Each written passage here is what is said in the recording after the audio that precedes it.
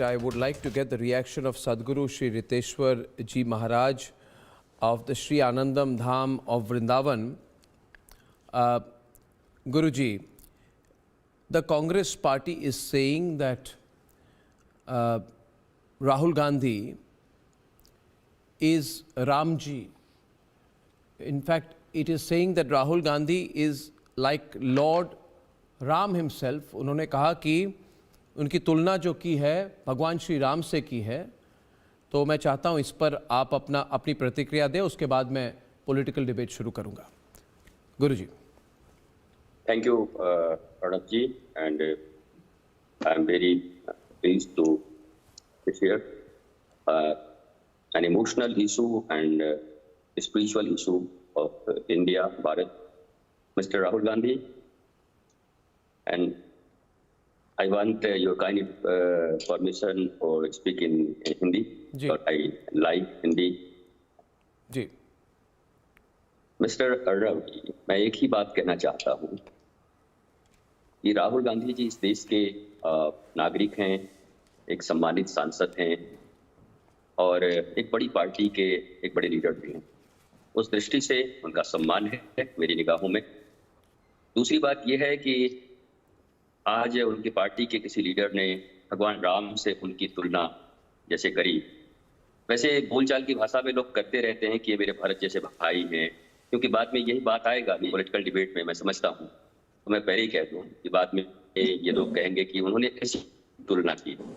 लेकिन सबसे बड़ी बात ये है कि मैं किसी पार्टी की निंदा नहीं कर रहा हूँ, दल से ऊपर दिल की बात कर रहा हूँ. कभी यहीं से ये कहा जाता था कि राम सेतु एक काल्पनिक चीज है और राम रामायण इत्यादि ये सब माइथोलॉजी है. पहले तो ये क्लियर कर दूं कि मिथ शब्द जो है वो ग्रीक वर्ड है, वो इंडियन वर्ड नहीं. तो हमारे यहाँ ये जो भगवान राम का कथा है, भगवान कृष्ण की कथा है, ये भारत की गोल्डन हिस्ट्री है, ट्रू हिस्ट्री है. इसको माइथोलॉजी कह के पहले इग्नोर न किया जाए. ये जो लोग सो कॉल्ड जो लोग हैं, पता नहीं कौन लोग कहते हैं, वो ग्रीक वर्ड है और इंडिया से उसका कोई लेना देना नहीं. आर्यावर्त हिंदुस्तान से उसका, हमारे यहाँ ये भारत में भगवान राम कृष्ण भोलेनाथ ये भारत की हिस्ट्री. और अगर हिस्ट्री उस समय की उपलब्ध है हमारे पास, कोई जरूरी नहीं कि 47 के बाद जो हिस्ट्री उपलब्ध है, जो जिन लोग रोमिला थापर ने जो इतिहास लिखा है उसी इतिहास को पढ़ के हम बड़े हों. तो पढ़ाया ही गया जिसके कारण हमारी पूरी की पूरी व्यवस्था बिगड़ गई.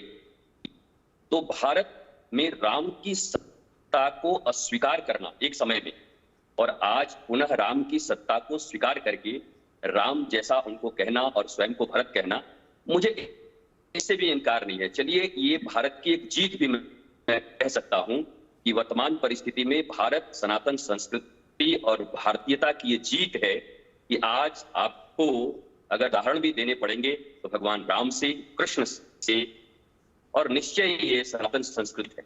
लेकिन इतना जरूर कहूंगा कि सलमान खुर्शीद जी ने जो कुछ कहा कि खड़ा लेके आ गए हैं, अब पीछे से राम जी आएंगे, शब्दों का थोड़ा हेर फेर में उनको ध्यान देना चाहिए. यही बात वो किसी और के लिए नहीं कह सकते, किसी भी धर्म के लिए, किसी भी सेक्ट के लिए वो नहीं कह सकते.